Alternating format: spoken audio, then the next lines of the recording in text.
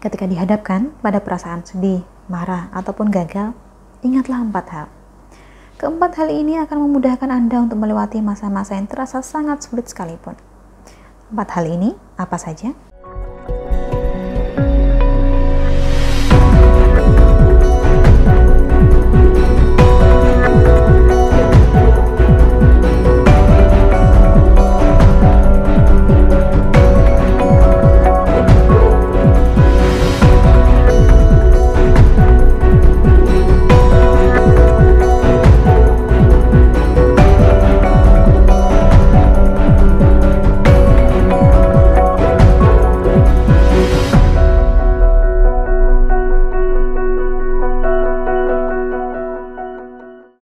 Salam Rahayu, dengan Dewi Sundari di sini. Apa kabar Anda hari ini? Saya doakan semoga selalu sehat dan selalu dimudahkan segala upayanya dimanapun Anda berada. Masing-masing dari kita pasti pernah merasakan kesedihan, pernah merasakan kemarahan, juga pernah merasakan kegagalan. Terutama di saat hidup nampak begitu berat dan tidak berjalan seperti yang kita inginkan. Kondisi semacam ini membuat suasana hati kita jadi berantakan, dan kita pun perlahan kehilangan semangat untuk melakukan segala aktivitas. Padahal ini wajar, namanya hidup ya memang seperti ini. Akan ada kalanya kita merasakan kehilangan, kekecewaan, atau bahkan ketakutan. Bukan berarti kita boleh terpuruk. Justru jadikan pengalaman ini sebagai pemicu agar hidup kita bisa berkembang ke arah yang lebih baik. Ketika dihadapkan pada perasaan sedih, marah, ataupun gagal, ingatlah 4 hal. Keempat hal ini akan memudahkan Anda untuk melewati masa-masa yang terasa sangat sulit sekalipun. 4 hal ini apa saja? Yang pertama, ingatlah bahwa apa yang kita rasakan saat ini adalah hasil atau buah dari pikiran kita sendiri. Bukan semata-mata dikarenakan apa yang terjadi pada kita. Contoh, kita merasa sedih karena saat ini belum memiliki pasangan, sehingga perasaan kita jadi buruk. Kemudian di tempat kerja, pekerjaan kita menumpuk. Akhirnya kita malah kesal sendiri, seakan dunia ini tidak pernah berpihak pada kita. Padahal yang menjadikan pekerjaan Anda menumpuk bukanlah karena Anda tidak punya pasangan. Kita merasa kesal dari perasaan kita sendiri, belum tentu perasaan kesal ini berasal dari perbuatan orang lain terhadap kita. Dengan atau tanpa pasangan, kita tetap bisa menjadi produktif. Dengan atau tanpa pasangan, kewajiban Anda terhadap pekerjaan tetap ada.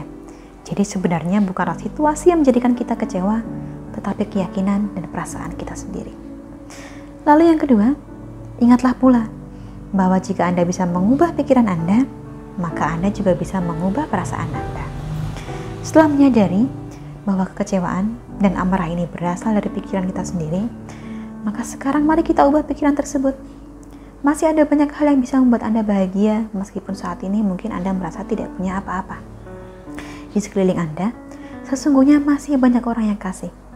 Masih banyak orang yang peduli, termasuk sahabat-sahabat Anda, kawan-kawan Anda, keluarga besar Anda. Kalaupun misalnya hari ini Anda gagal mencapai target kerja sesuai tenggat waktu yang ditetapkan, tidak perlu merasa terpuruk. Anda sudah mengusahakan yang terbaik dan sudah berhasil menyelesaikan begitu banyak tugas pada prosesnya. Yang ketiga, mari kita ingat pula bahwa kita memiliki kemampuan untuk mengendalikan pikiran kita sendiri. Tidak perlu terlalu mengacu pada standar yang kaku. Dalam mencari pasangan misalnya, tidak perlu Anda berpikir bahwa yang menjadi calon pendamping hidup Anda ini harus tinggi, harus lebih tua, atau sebaliknya harus seumuran, harus punya jabatan, harus punya ini, harus punya itu. Andai kata Anda bisa menyadari dalam pikiran Anda bahwa karakter itu lebih penting, maka hidup Anda akan lebih bahagia dan lebih percaya diri juga. Yang Anda butuhkan bukanlah pasangan yang sempurna, tetapi pasangan yang bisa menyempurnakan hidup Anda dengan karakter dan kepribadiannya.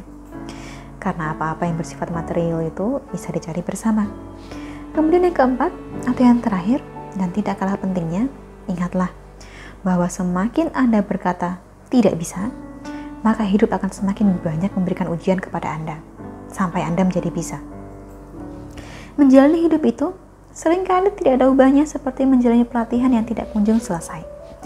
Jika ingin hidup kita bahagia, ya kita harus bisa menikmati proses pelatihan ini. Jika dari awal kita sudah berkeras bahwa kita tidak mungkin bisa, ya hidup justru akan semakin memberi kita situasi yang menyulitkan sehingga kita bisa belajar semakin banyak. Contoh, misalnya Anda sulit menerima pendapat orang lain, atau sulit menerima orang lain yang berbeda pendapat dengan Anda. Selama Anda tidak belajar dari pengalaman sebelumnya, maka hidup akan terus mempertemukan Anda dengan orang-orang yang pendapatnya Anda tentang, dengan orang-orang yang gemar beradu argumen dengan Anda, sampai Anda benar-benar bisa menguasai bagaimana caranya menghadapi perbedaan.